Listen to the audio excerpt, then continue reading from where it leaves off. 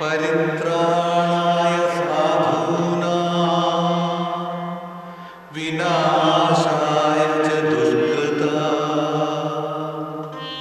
धर्म संस्थापनार्थाय संभवामि युगे युगे संभवामि युगे युगे। श्रीमद् भगवत गीता में भगवान के महावाक्य हैं, जब जब इस संसार में धर्म की ग्लानि होगी, जब जब इस संसार में पापाचार और विकारों का बोलबाला होगा, तब तब मैं धर्म की स्थापना के लिए और अधर्म के संहार के लिए इस सृष्टि पर अवतरित होऊंगा। ऐसे ही धर्म ग्लानि के चिन्ह इस शताब्दी के प्रथम चरण से ही दिखाई देने लगे, जबकि संसार में पाप, अनाचार, अनैतिकता, चरित्रहीनता का साम्राज्य चारों ओर व्याप्त हो गया, जबकि मनुष्य के मन में दूषित वृत्तियों ने अपना निश्चित स्थान बना लिया, जबकि धर्म की शक्ति क्षीण हो गई। ऐसे समय में निराकार ज्ञान के सागर परमात्मा का दिव्य अवतरण हुआ एक साधारण मनुष्य के तन में।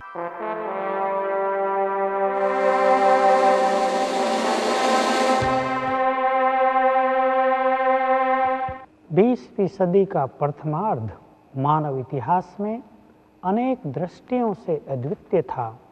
इसमें नैतिकता का अधःपतन हुआ। मनुष्य के अंदर मनोविकारों ने अपना प्रभुत्व स्थापित कर लिया। ये संसार अनेक तरह से हिंसाचार, पापाचार, लैंगिक आकर्षण, लैंगिक स्वच्छंदता की ओर बढ़ चला, और इससे भी अधिक हुआ कि संसार में विशेष रूप से अनेक तरह के आयुधों का खतरा बढ़ गया। इस शताब्दी के प्रथम 3 दशकों में धार्मिक विश्वासों में गिरावट आई। मनुष्य का नैतिक पतन अपनी अंतिम चरम सीमा पर पहुंचने लगा, और शांति की तो मानो नींव हिल गई। और इससे भी अधिक प्रथम विश्व युद्ध ने तो विश्व शांति को झकझोर कर रख दिया।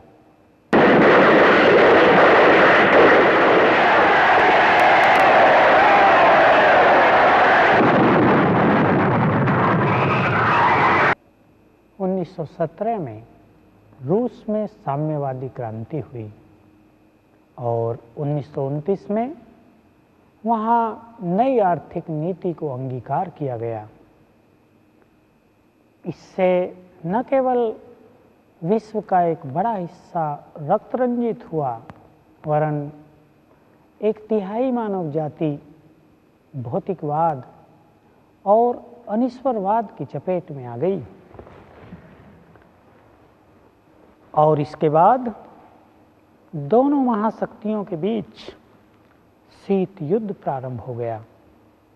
आणविक अस्त्रों की होड़ बढ़ गई, जिससे मानव जाति को और अनेक देशों की सुरक्षा को खतरा पैदा हो गया।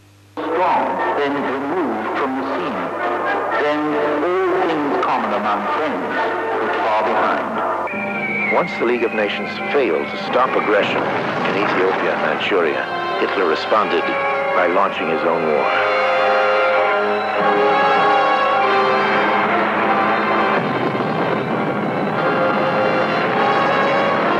उन्नीस 1930 और 1940 के दशक में इस संसार में फिल्मों का निर्माण प्रारंभ हुआ।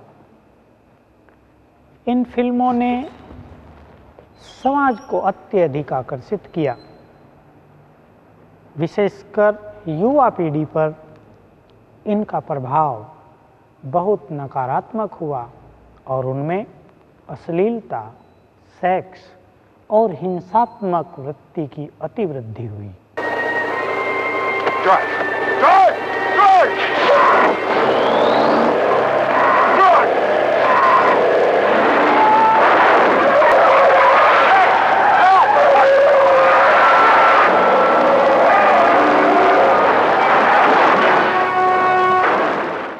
सन 1929 में न्यूयॉर्क के स्टॉक एक्सचेंज में गिरावट आई। फलस्वरूप संसार में आर्थिक मंदी का दौर प्रारंभ हो गया। इस आर्थिक मंदी के कारण और विश्व युद्ध के कारण संसार को भारी आर्थिक कठिनाइयों से गुजरना पड़ा। परिणामतः लोगों में बेरोजगारी, कालाबाजारी, कर चोरी और भ्रष्टाचार का जन्म हुआ।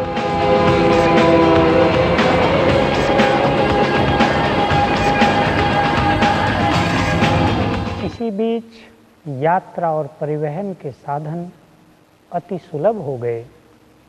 लोगों ने एक दूसरे के देशों की यात्रा प्रारंभ की।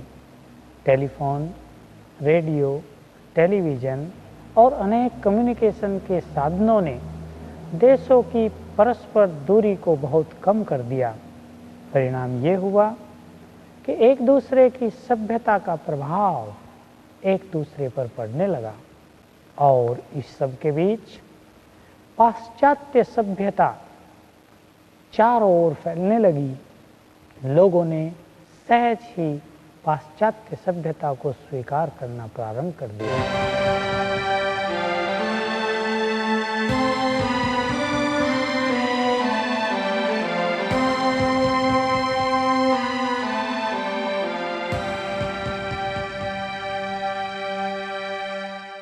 कार्ल मार्क्स, सिगमंड फ्रॉयड और डार्विन के सिद्धांतों ने बुद्धिजीवियों को विशेष रूप से प्रभावित किया और उन्होंने नास्तिकवाद की ओर, यौनाचार की ओर सबको प्रवृत्त कर दिया।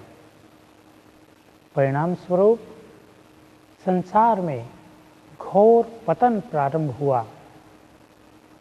ये सिद्धांत नकारा जाने लगा कि भगवान कोई सत्ता है, कि भगवान सृष्टि का नियंता है, कि भगवान सृष्टि का क्रिएटर है और कि शरीर में कोई चेतन सत्ता आत्मा भी है।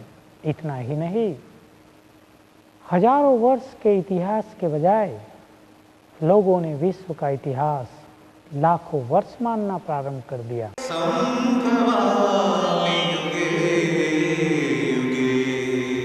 यही उचित समय था भगवान के दिव्य अवतरण का, जबकि महाभारत में वर्णित सभी धर्मग्लानि के लक्षण प्रत्यक्ष दिखाई देने लगे। नारी का अपमान होने लगा, न्याय महंगा हो गया, सत्य लोप हो गया, असत्य की जीत होने लगी। मनुष्य अपने सत्य धर्म को भूलकर पाप, अनैतिकता और विकारों को ही अपना धर्म मानने लगा। ऐसे ही काल में परमात्मा का अवतरण हुआ इस सृष्टि पर पतित मनुष्य आत्माओं को पावन बनाने के लिए, फिर से संसार में सत्य का साम्राज्य स्थापित करने के लिए, नारी का दर्जा ऊंचा उठाने के लिए और अंधकार में भटकते हुए मनुष्य को सत्य ज्ञान का प्रकाश प्रदान करने के लिए।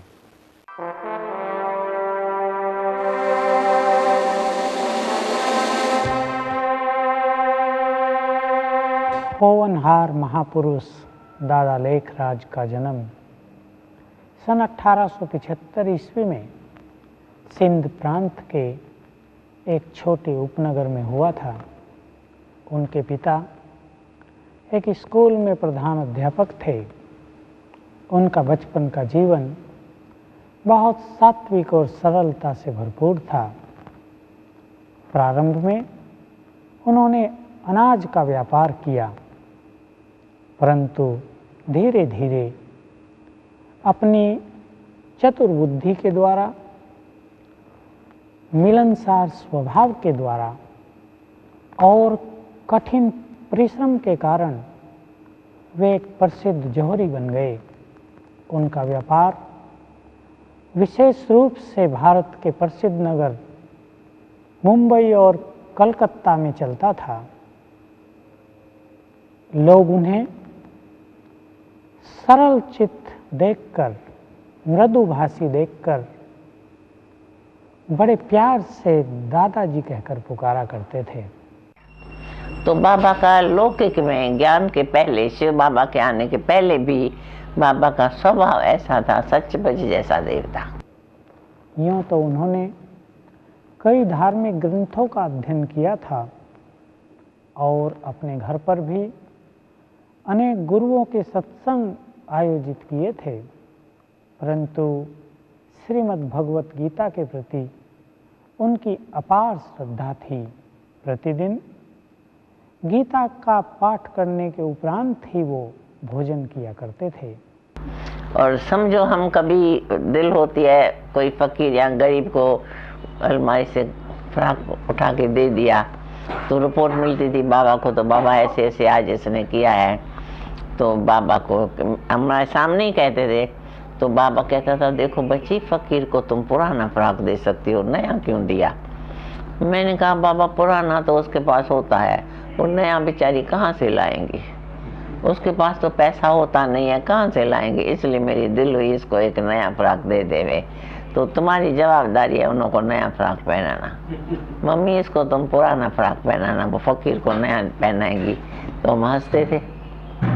तो फिर मम्मी को फिर हम लोग को गले लगा के प्यार करके मम्मी को या औरों को बोलता था, बच्चों का स्वभाव अच्छा है, दान पुण्य करना ये तो बहुत अच्छा स्वभाव संस्कार है, इसको अपने नए कपड़े में भी मोह नहीं है, वो नया फकीरों को देती है, ये भी अच्छा है। परंतु फिर भी ऐसी आदत नहीं पड़नी चाहिए, इसलिए इसको समझाने के लिए युक्ति से मुक्ति, आगे के लिए इसको पुराना देना, नया नहीं देना। तो हम हंसते थे। इसके साथ ही साथ मातृ शक्ति के लिए उनके मन में विशेष श्रद्धा और भावना थी। वे उनका सच्चे दिल से सम्मान करते थे। वे कहा करते थे कि अगर इस संसार का कल्याण करना है तो नारी जाति का उत्थान करना होगा, क्योंकि माता ही बच्चे की प्रथम गुरु होती है। नेपाल, जोधपुर और उदयपुर के महाराजाओं से दादाजी के व्यवसायिक संबंध थे। ये संबंध इतने घनिष्ठ थे कि सभी राजाओं महाराजाओं ने उन्हें बिना आज्ञा के सहज भाव से महलों में जाने की स्वीकृति दे रखी थी, ताकि वो वहाँ जाकर अपनी ज्वेलरी उनकी प्रिंसेस को और क्वींस को दिखा सकें। सभी राजा महाराजा बाबा का बहुत सम्मान करते थे। एक बार तो उदयपुर की महाराना ने उनके देर से आने के कारण उतनी देर तक अपने दरबार की कार्रवाई को भी स्थगित रखा था। कई महाराजा उन्हें प्यार से कहा करते थे कि दादाजी, भगवान से भूल हो गई, महाराजा बनने लायक तो आप हैं, हम नहीं, क्योंकि उनकी शालीनता, उनके व्यक्तित्व में राजाओं महाराजाओं जैसा चुंबकीय आकर्षण था। उसी टाइम में जब बाबा यहाँ बिजनेसमैन था, बाबा का धंधा ही था जवारी का धंधा, उसी टाइम विक्टोरिया मेमोरियल जो है उसमें क्वीन एलिजाबेथ रहती थी, जो अभी लंदन में है। उसी टाइम वहाँ रहती थी और वो बाबा से ही ज्वेलरी लेती थी। तो बाबा को भक्ति में नहीं संस्कार होते हैं, तो वही कन्या सौ ब्राह्मण से उत्तम होती है। तो बाबा ले भी जाता था सैंपल्स, और अच्छी अच्छी ज्वेलरी हमको पहना के ले जाता था, साथ में ले जाता था। और वो बोलती थी बच बेबी को ले आना, तो बाबा बेबी को ले जाता था अच्छी ज्वेलरी पहन। तो वो जैसे गोद में बिठाती थी हमको जाते ही। उसी टाइम तो हम छोटी थी, तो हमारे को बक्कल वगैरह ऐसे पड़े रहते थे, तो हम ऐसे उसके कान पर रखती थी, तो अब ट्यून बजता था। तो बाबा जब उसको ज्वेलरी दिखाता था तो वो कहती थी, तो जो बेबी को बक्कल पड़ा है हमको ऐसा बना के दे दो, कितना अच्छा है, 2-2 मिनट में इसमें बक्कल में बाजा बजता है, बेबी अच्छा लगता है ना। हम कहती थी हाँ। तो बाबा को कहती थी ऐसा ही हमको बना के देना, 1-2 दिन में तैयार हो जाएगा। फिर हम रात को तो पहन के नहीं सोएंगी ना, नींद नहीं आएंगी। तो रात को जब उतार के सोती थी तो गुम हो जाता था। सुबह को बोलेंगी हमको मेरे को बाजे वाला बक्कल चाहिए। तो बाबा, मम्मी कहती थी बाबा को तो ये जिद करके बैठी है, और कोई बक्कल नहीं पहनेंगे, हमको बाजे वाला बक्कल चाहिए। तो बाबा कहता था कोई बात नहीं, आज इसको खाना खाने बैठेंगी ना, क्योंकि हमको अगर बोलेगा बिक्री हो गया तो मेरे को रोना आएगा। तो वो नहीं बोल के कहता था आज ये खाना खाने बैठेंगी ना तो कल परसों की रखी हुई बासी पूरी रोटी इसको खिलाना, समझा। हम कहते थे नहीं खाएंगे हम। तो बक्कल क्यों मांगती हो, वो भी तो मॉडल पुराना हो गया, वो भी तो पुराना हो गया। जैसे बासी पूरी रोटी नहीं खाएंगी कल परसों की रखी हुई, तो वो भी मॉडल पुराना हो गया। बेटा तुमको दूसरा पहनाएगा। युक्ति से मुक्ति, क्योंकि अगर बिक्री कहेगा तो बेबी तो रोएगी। तो रोना बाबा को बिल्कुल ही पसंद नहीं आता था। कुछ भी हो, रोना नहीं है।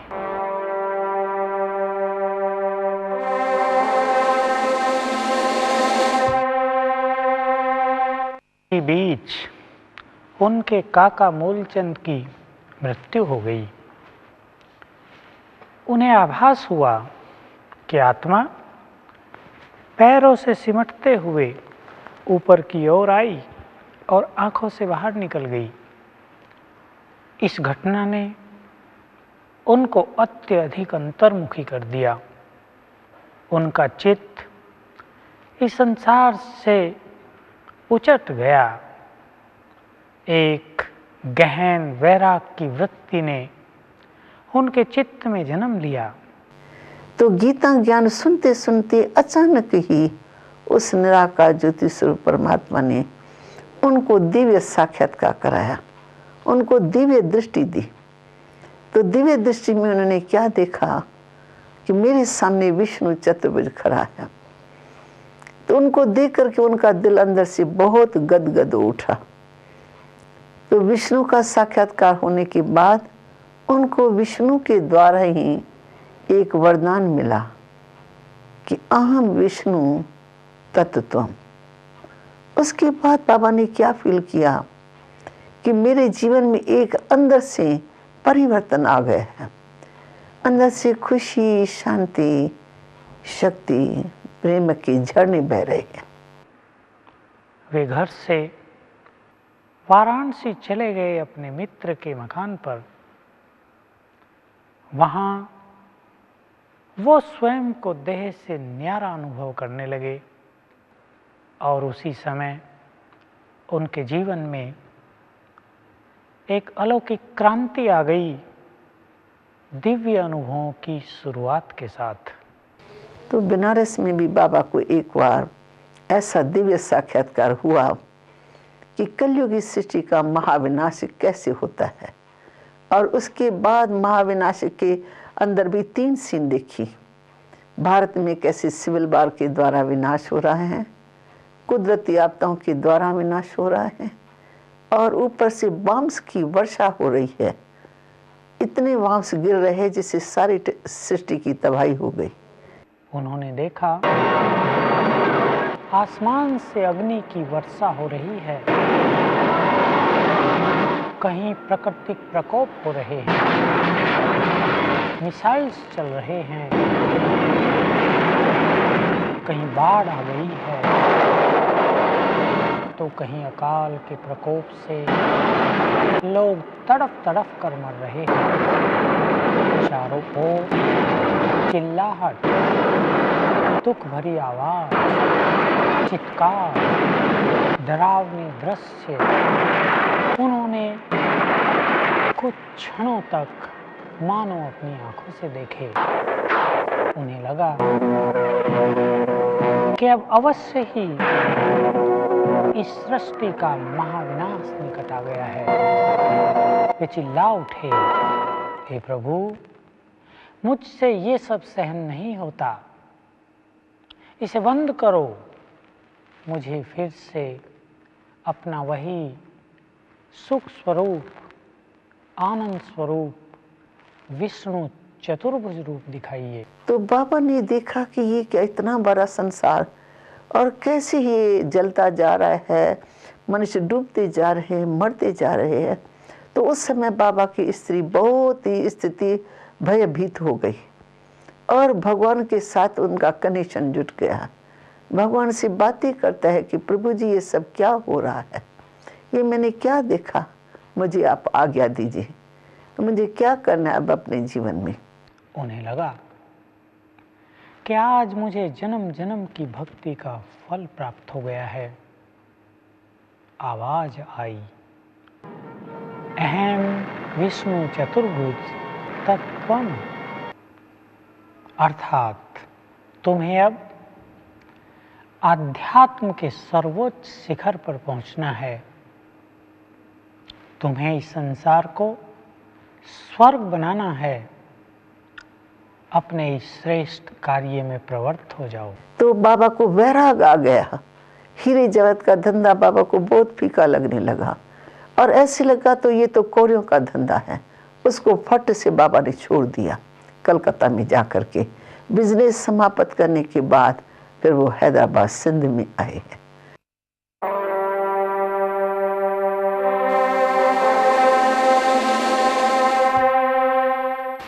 एक दिन उनके जीवन में एक अलौकिक घटना घटी।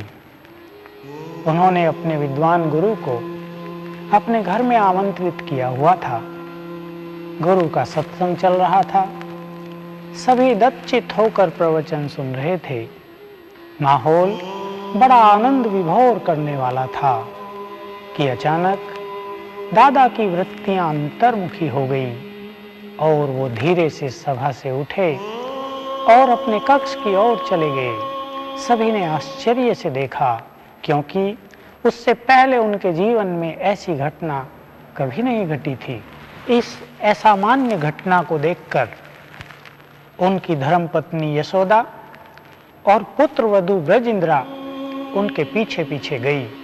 वहां जो कुछ घटित हुआ उसे देखकर वे दोनों मंत्रमुग्ध होकर खड़ी की खड़ी रह गई।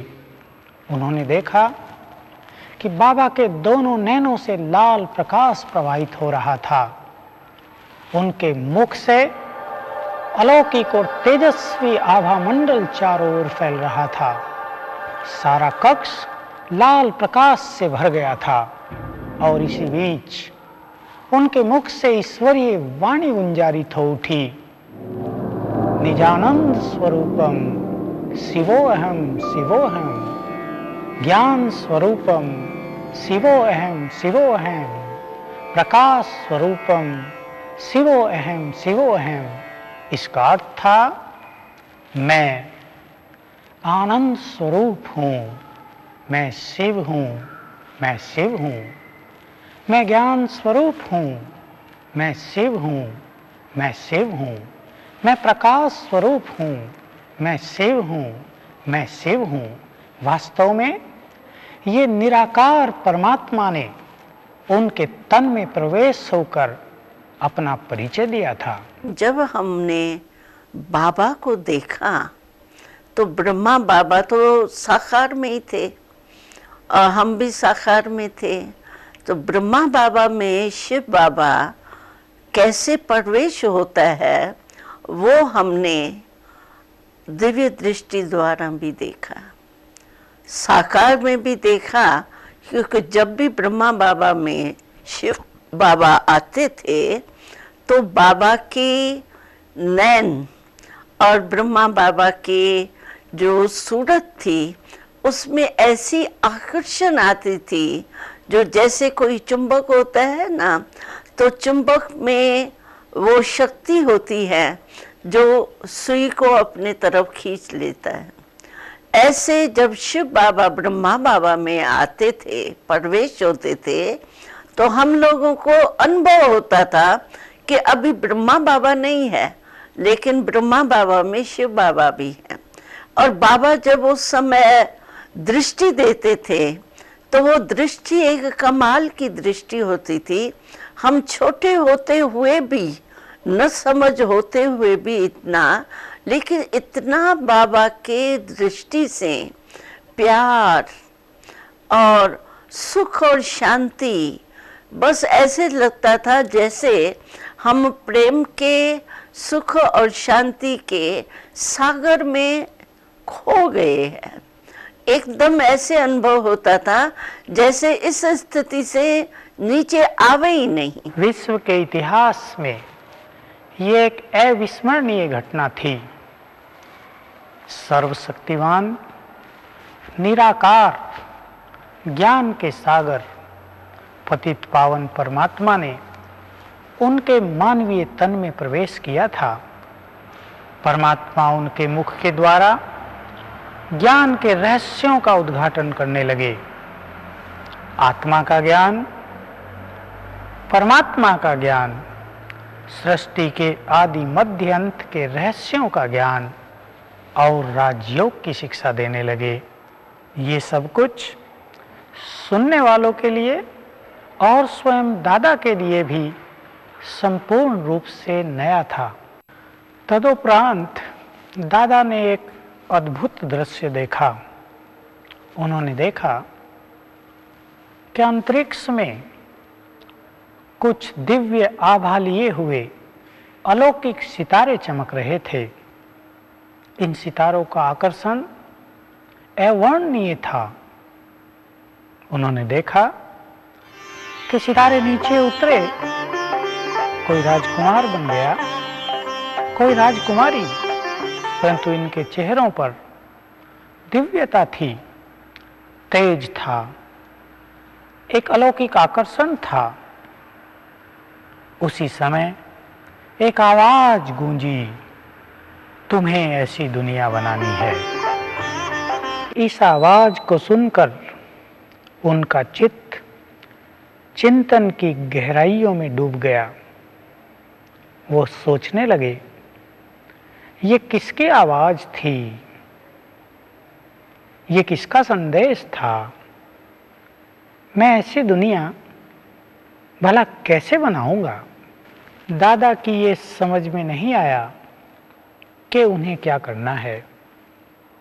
बार बार ये अद्भुत दृश्य उनके आंखों के सामने घूमने लगा। उन्होंने यशोदा और ब्रज इंद्रा से कहा, वो एक लाइट थी, वो एक माइट थी, वो एक दिव्य ज्योति थी।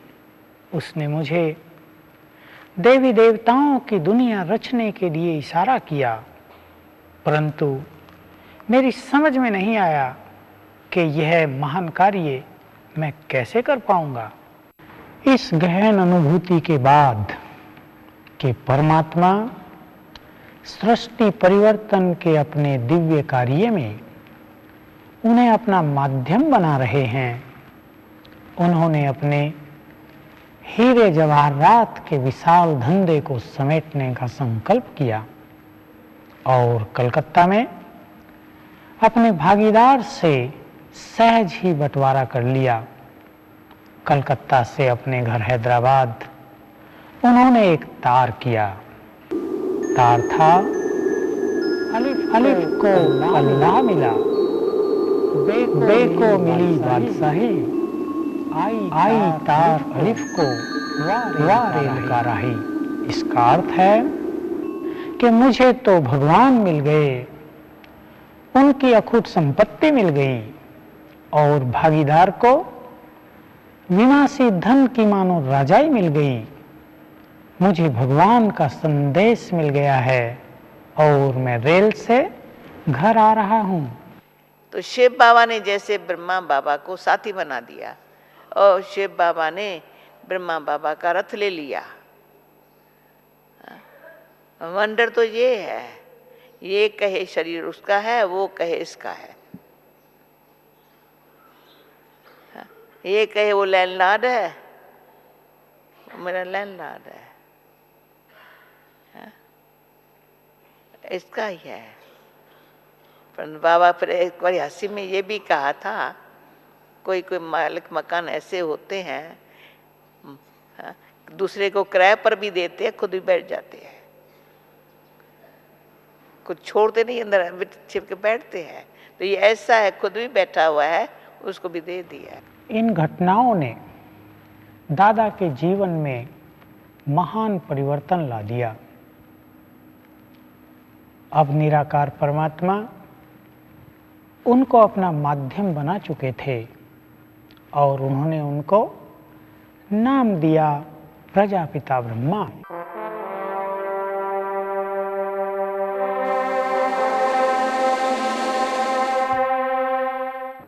हैदराबाद में अपने घर यशोदा निवास में उन्होंने सत्संग प्रारंभ किया।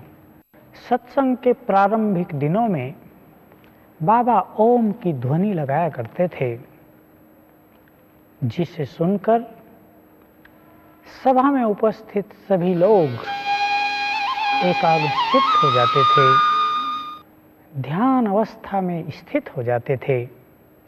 इसलिए इस सत्संग का नाम पड़ गया ओम मंडली। इन दिनों बाबा स्वयं भी गहन तपस्या में रत हो चुके थे। उनके सत्संग में आने वालों की संख्या बहुत बढ़ चुकी थी। सारे शहर में धूम मच गई थी। एक अलौकिक वातावरण बन गया था। जो भी उनके मुख से ईश्वरीय ज्ञान सुनते थे, उनमें से अनेकों को अनेक बार वे दादा के स्थान पर श्री कृष्ण दिखाई देते थे।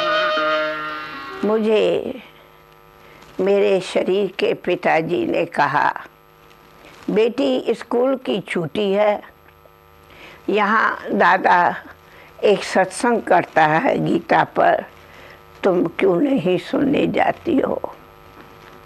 मैं उनकी आज्ञा लेके, और अपनी एक फ्रेंड थी और वो सत्संग नज़दीक में ही हमारे होता था, पड़ोस में मैं वहाँ गई।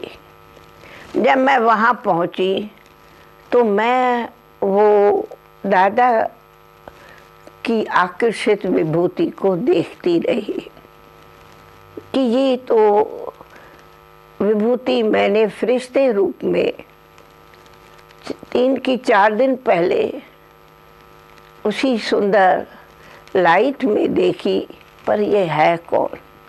क्यों मैं पहले तो कब देखा नहीं था, नाम सुना था पर देखा नहीं था। इतने में ही वही श्री कृष्ण लाइट से वही बंसरी लेके डांस करते मेरे सामने आए।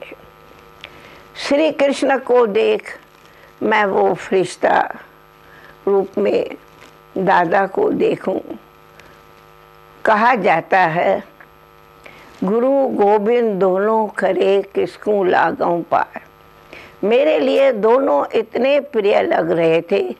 उनको दादा को देख मैं कृष्ण को देखूं, कृष्ण को देख वो दादा फरिश्ता रूप में देखूं। अक्टूबर 1937 में उन्होंने एक प्रबंध समिति गठित की, जिसमें 5 बहनें नियुक्त की गई और 17 फरवरी 1938 को अपनी संपूर्ण संपत्ति इस ट्रस्ट को समर्पित कर दी।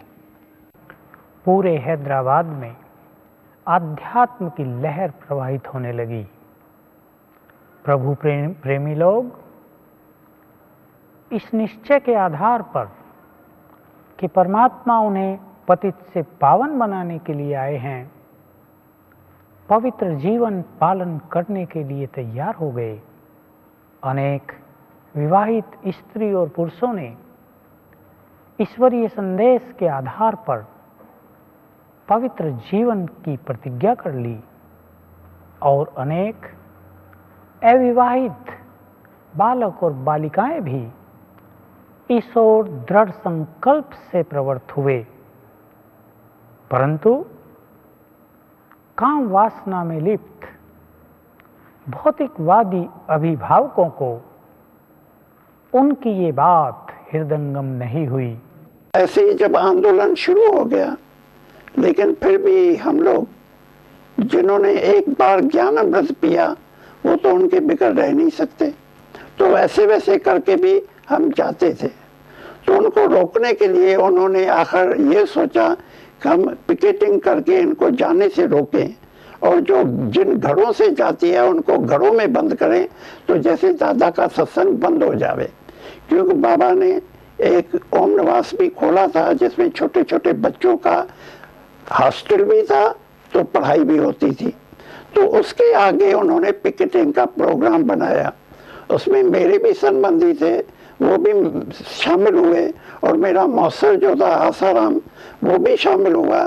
सभी ने एक दिन सुबह को सवेर में, जब भी हम बच्चे घूमने जाते थे, उसी टाइम हम जब भी घूम के आए तो उन्होंने बाहर में पिकेटिंग करके रास्ता रोक दिया कि अंदर कोई नहीं जावे।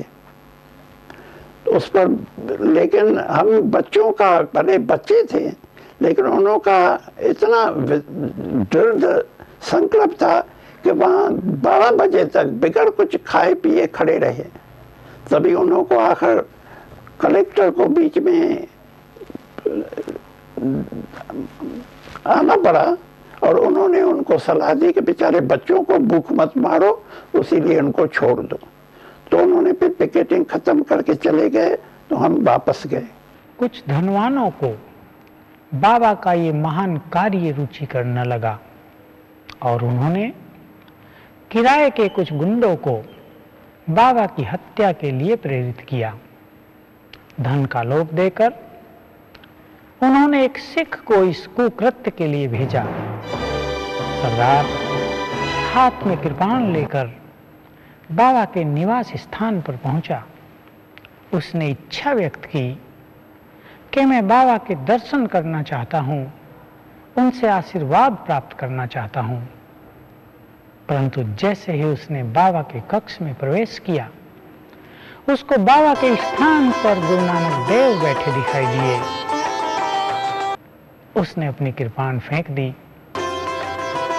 और बाबा के चरणों में गिरकर बिलक बिलक कर क्षमा याचना करने लगा। सन 1947 में देश का विभाजन हो गया।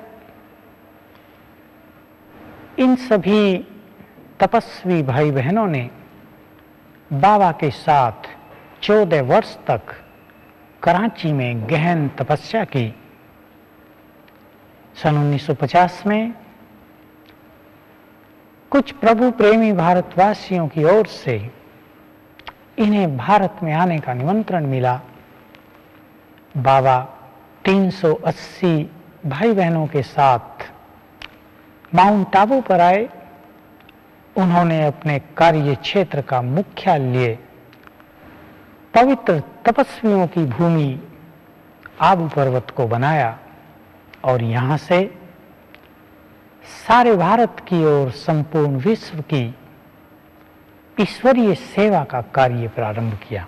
इस तरह पिछले अनेक वर्षों से ये ईश्वरीय कार्य इस धरती पर चल रहा है। विश्व के कोने कोने से लाखों लोग ईश्वरीय ज्ञान और राजयोग से लाभान्वित हो रहे हैं। बाबा 18 जनवरी सन 1969 को अपनी संपूर्ण अवस्था को प्राप्त हुए, अर्थात वे इस नश्वर देह का त्याग कर व्यक्त से अव्यक्त होकर अव्यक्त वतन के निवासी बन गए। और तब से अब तक पिछले 30 वर्षों में हजारों बार हम सभी ब्राह्मण वत्सों के मध्य आकर ईश्वरीय ज्ञान और ईश्वरीय पालना के द्वारा हमें निरंतर मार्ग प्रदर्शना करते आए हैं।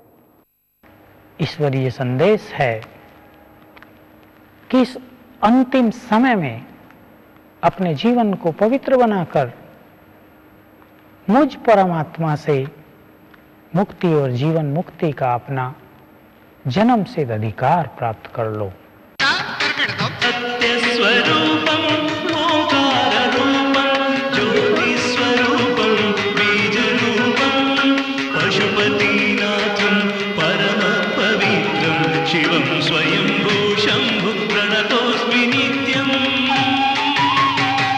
प्रणतोऽस्मि नित्यं।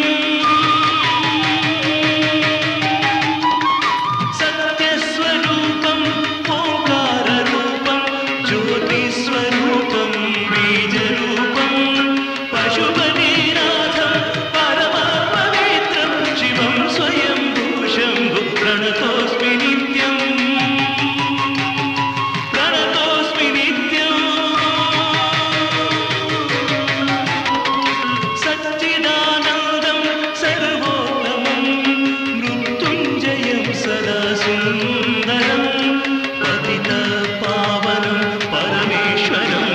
शिवं स्वयं भूशम्भु प्रणतोऽस्मि नित्यम्